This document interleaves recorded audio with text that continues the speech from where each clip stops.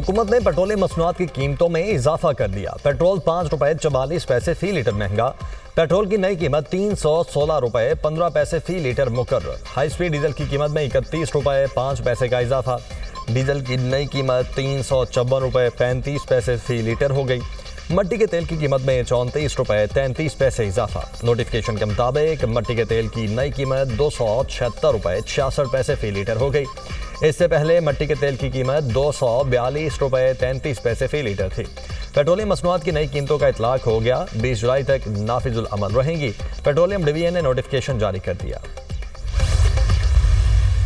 اوگرا کو اب سے یہ ذمہ داری دی جائے گی کہ روزانہ کی بنا کے اوپر وہ قیمتوں کا بین الاقوامی منڈی کے لحاظ سے فیصلہ کرے۔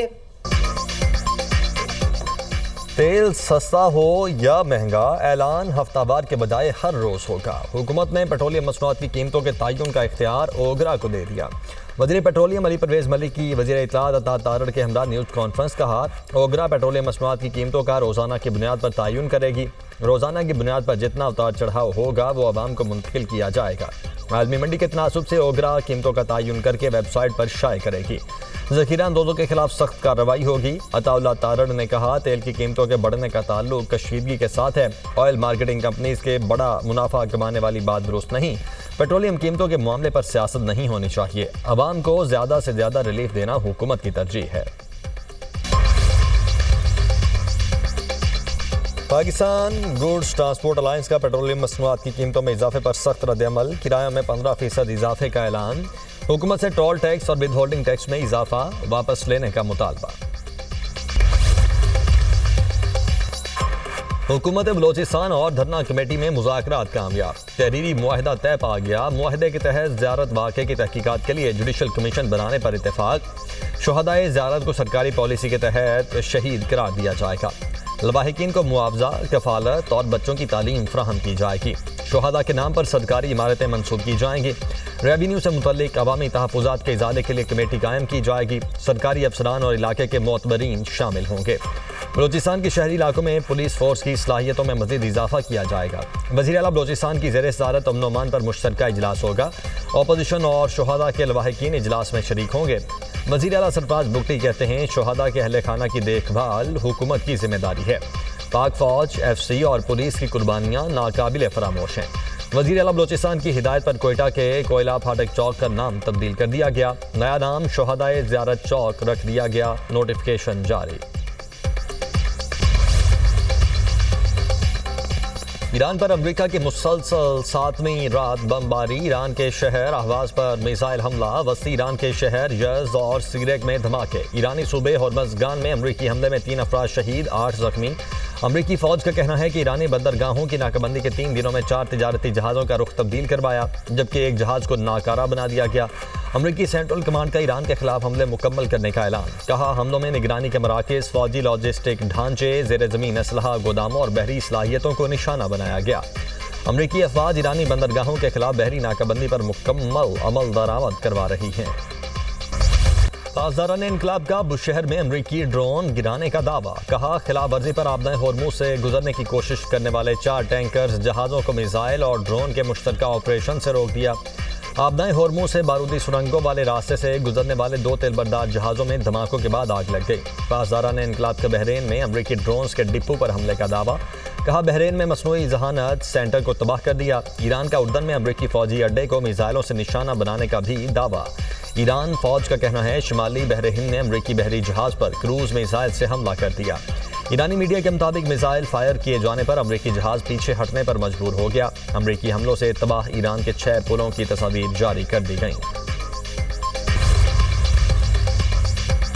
مذاکرات اور جنگ ساتھ ساتھ چلنے کی پالیسی ختم ہو گئی۔ اگر امریکہ نے 2 سے 3 روز مزید جنگ اپنائی تو ایران طبلِ جنگ بجا دے گا اور دشمن کی تباہی پر اتر آئے گا۔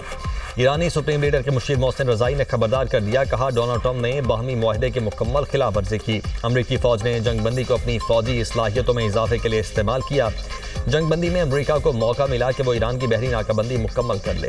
امریکہ نے مزید حملے کیے تو جنگ کا رخ بدل سکتا ہے۔ جنگ میں دفاعی نہیں جارحانہ حکمت عملی اختیار کر سکتے ہیں۔ چند روز مزید حملے ہوئے تو مکمل جارحانہ آپریشن شروع ہوگا۔ ایرانی پاسداران نے انقلاب کی نیول کمان نے امریکہ کو انتباہ جاری کر دیا۔ اپنے بیان کے ابتدا ان الفاظ کے ساتھ کی: انتظار کریں اور دیکھیں، امریکی فوج کی نقل و حرکت پر نظر ہے۔ ایران کی مسلح افواج آپریشن شروع کرنے والی ہیں۔ ایران فوج کا کہنا ہے کہ شہری انفراسٹرکچر کو نشانہ بنایا گیا تو خطے میں امریکی کمپنیز کو نشانہ بنائیں گے۔ ایران نے ہورمز گان صوبے پر امریکی حملوں سے جاں بحق 8 شہریوں کی تصاویر جاری کر دی۔ جاں بحق افراد میں 4 خواتین اور 4 مرد شامل ہیں۔ جاں بحق افراد میں 2 معذور بھائی بھی تھے۔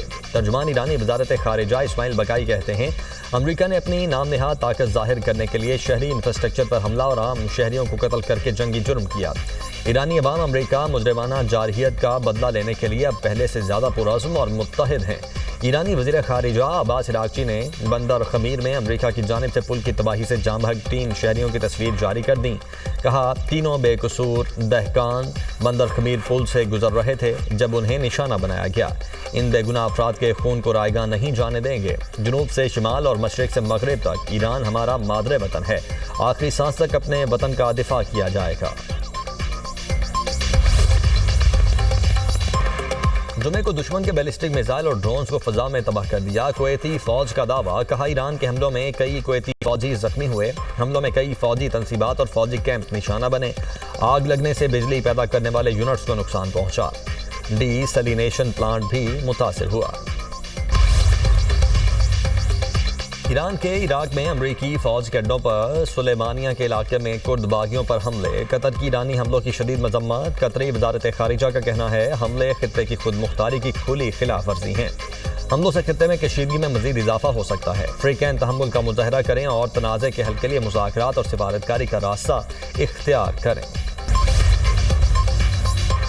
ایران اور عرب ممالک کے درمیان بات چیت کے لیے روس متحرک۔ روسی وزیر خارجہ سرگئی لاوروف کہتے ہیں، ایران اور عرب ممالک کو مذاکرات کی میز پر بٹھانا چاہتے ہیں۔ بات چیت کے عمل میں پاکستان، چین اور مصر کا تعاون شامل ہوگا۔ ایران عرب ممالک کے ساتھ بات چیت کے لیے تیار ہے۔ The present crisis in the region has really created huge disruption, not only in the region but all over the world. Pakistan played a very important role to mediate between United States and Iran.